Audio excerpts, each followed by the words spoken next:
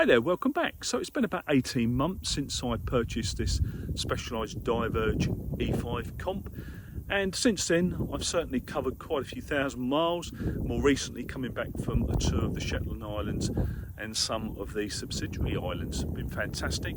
I've made quite a few changes to the bike, and I will run through them with you, and so you can see whether or not it's something that you might be interested in doing. Okay, so let's check out the changes on the bike. Okay, so what are the major changes then? Well, the first major change was obviously the wheel set.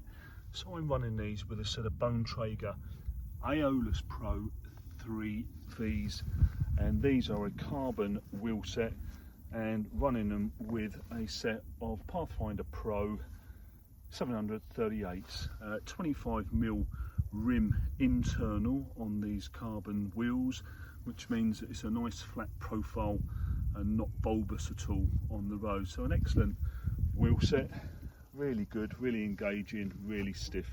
The previous wheels were the Specialized Access Elite, again, which are a good standard wheel set which come with the bike, but I did notice a fair amount of flex once I've got the bike loaded up. So these were a vast improvement.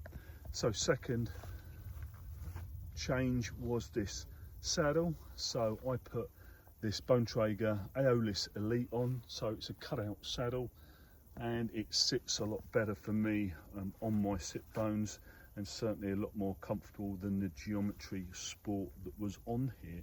And then recently, before my trip away to the Shetlands, I changed the bar tape because I was getting a little bit of numbness in my fingers, and I changed to some Fizik Tempo Bondcush tape, and this is a bit tacky, so it's a 3mm tape, really comfortable, and slightly longer, I believe, sort of gravel bike specific. However, I tend to use in the past lizard skin, and I've got that on other bikes, and that's another good tape, and there's a lot of good tapes out there, but I chose to use this. The previous tape on here was a Specialized S-Wrap, which was certainly fine up until the point of change. So they are the major three changes on the bike, and they certainly have made a great deal of difference for the riding, certainly from my perspective, that's for sure. So what about the weight? Well, to give you an idea, I have a starting weight of around about 109, 110, that's my body weight, and then I carry around about 16k on the bike itself, which is obviously through the backloader, through the front roll. I've got fork bags, some small fork bags there, and then a centre bag as well, and then the 3 water bottles, which total 1.5k, and then I carry a 25 litre Osprey Escapist rucksack. So all in all, that adds up to 16k, and then of course you've got the bike, which is 10k.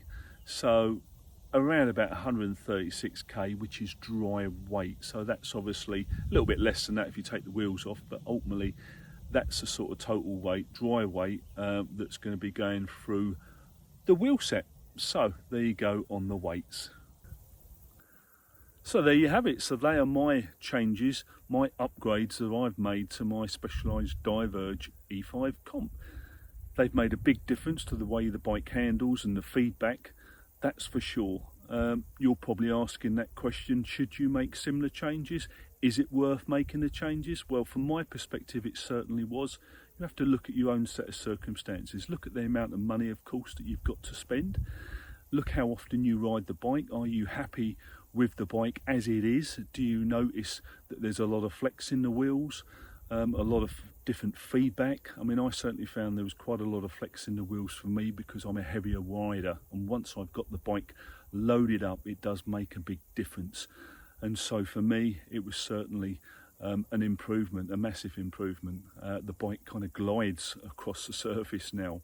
I am running these tubeless, and previously I was running them with tubes with the Access Elite, and to be honest, they were really quite good, but I did notice quite a bit of flex in them, but it depends what you've got to spend. I'll put links certainly for the upgrades that I've made. I'm not sponsored by any of these companies, but I certainly look for the best deal that's around and available for me and suits my purposes.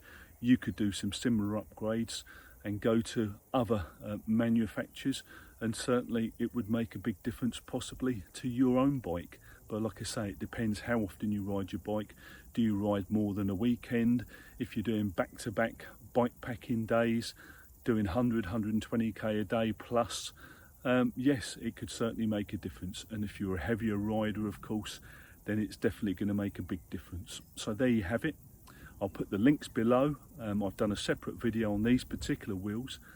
Please check it out, and yeah, you'll find it really quite interesting, and the reasons why I've chose these wheels. And if you're a heavier rider, it may well benefit you.